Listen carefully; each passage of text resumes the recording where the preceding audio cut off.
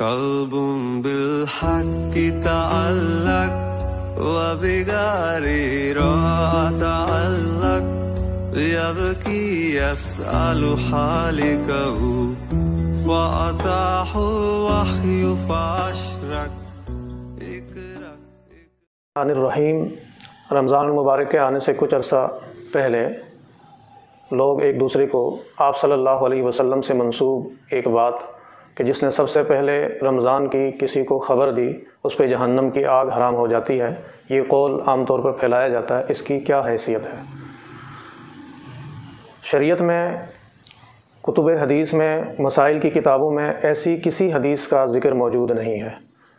یہ جو آپ صلی اللہ علیہ وسلم کی طرف منسوب یہ قول سوشل میڈیا پر ذرائع ابلاغ میں اور اس کے ذریعے سے لوگوں میں پھیلایا جاتا ہے اور عام کیا جاتا ہے، یہ بالکل غلط ہے۔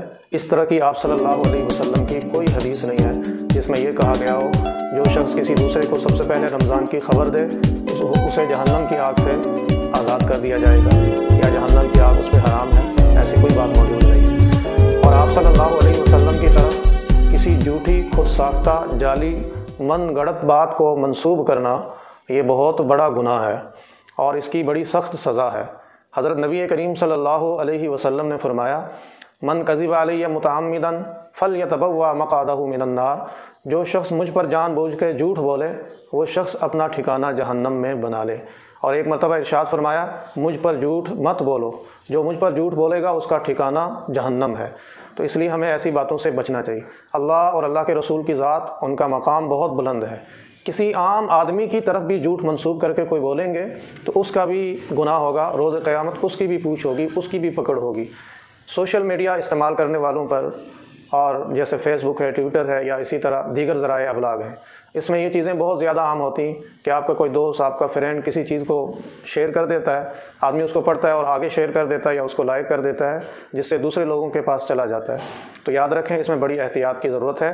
جب تک آپ کو یقین نہ ہو، آپ کے علم میں نہ ہو، آپ کو پتہ نہ ہو کہ یہ بات صحیح ہے یا غلط ہے، اس وقت تک اس کو آگے شیئر نہیں کرنا چاہیے۔ اگر آپ کو یقینی طور پہ پتہ ہے یہ بات صحیح ہے، اس کو آگے شیئر کریں۔